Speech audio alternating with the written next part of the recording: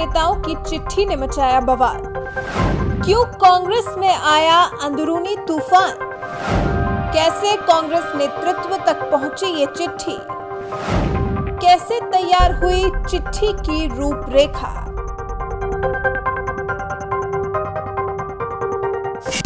कई सवाल जिनका जवाब चाहिए हर किसी को। देश की सबसे पुरानी पार्टी माने जाने वाली कांग्रेस में दशकों से सेवाएं दे रहे नेताओं पर बीजेपी के साथ मिली भगत का आरोप राहुल गांधी ने आखिर लगाया तो लगाया कैसे? और उसके बाद अब कमेटी का गठन जो किया गया है मोदी सरकार के कारनामों पर नजर रखने के लिए, उससे भी इन नेताओं को किया दूर।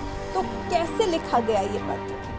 कांग्रेस नेतृत्व को भेजे गए इस पत्र को तैयार करने में 5 महीने का वक्त लगा, जिस पत्र में पार्टी में बड़े बदलाव, सामूहिक निर्णय लेने की प्रक्रिया और पूर्णकालिक नेतृत्व की वकालत की गई थी। कांग्रेस नेता के मुताबिक पत्र लिखने के लिए सबसे पहले रणनीति सुनिश्चित की जानी थी। उसके लिए छोटे समूहों में बैठकें आयोजित की गई। बैठक में कभी भी एक वक्त में 5 लोग से ज्यादा इकट्ठा नहीं हुए।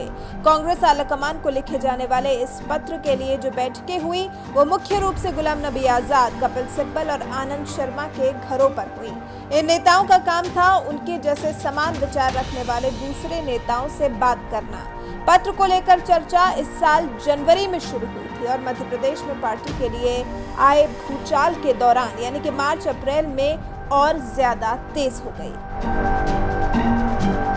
पार्टी के दिग्गज नेता और कांग्रेस के पूर्व अध्यक्ष राहुल गांधी के करीबी रहने वाले ज्योतिरादित्य सिंधिया ने पार्टी का दामन छोड़कर बीजेपी का साथ चुना, जिस वजह से कमलनाथ की सरकार गिर गई। बीजेपी ने फिर से कमान संभाली और कांग्रेस के नेता विचलित हो गए।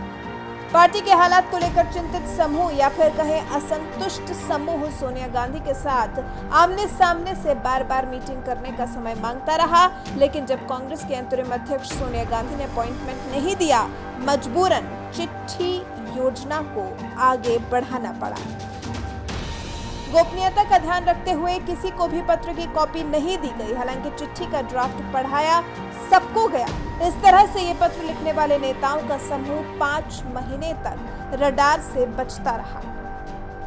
जून जुलाई में जब असंतुष्ट नेताओं की संख्या 20 से ज्यादा हो गई तब हम और लोगों को जोड़ सकते थे, लेकिन छोटे समूह के रूप में रहने का फैसला लिया गया, जिससे कि ये पत्र वाली योजना लीक न हो जाए। जिसके बाद चिट्ठी भेजे जाने की समय सीमा 10 अगस्त तय की गई, लेकिन उस दिन अंतरिम अध्यक्ष के रूप में सोनिया गांधी का 1 साल का कार्यकाल पूरा हो रहा था और फिर पार्टी के प्रमुख सोनिया गांधी को भी नियमित चेकअप के लिए जुलाई के आखिरी दिनों में अस्पताल में भर्ती होना पड़ा था। इस बीच सोनिया गांधी से कई बार हालचाल लिए गए, उनके अस्पताल से वापस आने का इंतजार किया गया।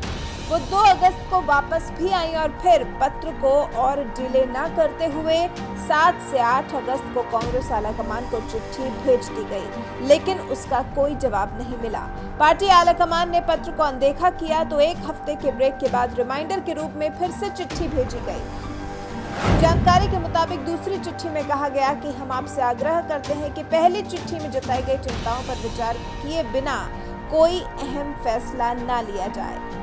ये लिखने के पीछे चिंता ये थी कि कहीं सोनिया गांधी की जानकारी के बिना उत्तराधिकारी का फैसला न ले लिया जाए। सोनिया गांधी ने इस चिट्ठी के बाद गुलाम नबी आजाद को बुलाया और कहा कि उनका स्वास्थ्य ठीक नहीं था, इसलिए वो जवाब नहीं दे सके, जिस पर आजाद ने कहा था आपका स्वास्थ्य सबसे ऊपर है, बाकी सभी चीजों का तो इंतजार किया जा सकता है। जिसके बाद सोमवार को सीडब्ल्यूसी की मीटिंग हुई, जिसमें चिट्ठी लिखने वाले नेताओं को लगा कि साफ तौर पर उनको ही निशाना बनाने के लिए उस मीटिंग को बुलाया गया था।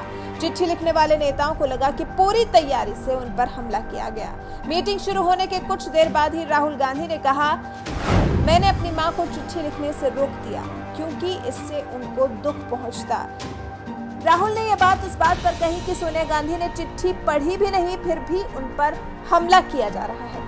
मीटिंग के दौरान तीखे हमले, आरोप और बहस के बीच मीटिंग में फैसला लिया गया कि सोनिया गांधी हर किसी को माफ कर देंगी और पद पर बनी रहेंगी। वहीं पार्टी ने भी अपने नेतृत्व में विश्वास जताते हुए मोदी सरकार की नीतियों के खिलाफ पार्टी को समर्थन देते रहने का फैसला लिया।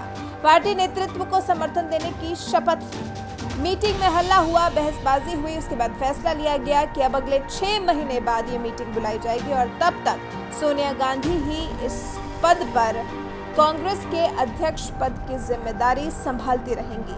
असंतुष्ट नेताओं को कहीं न कहीं लग रहा है कि मीटिंग भले ही अब 6 महीने बाद होगी, लेकिन कम से कम उस वक्त तक पार्टी नेतृत्व कोई फैसला तो ले लेगा।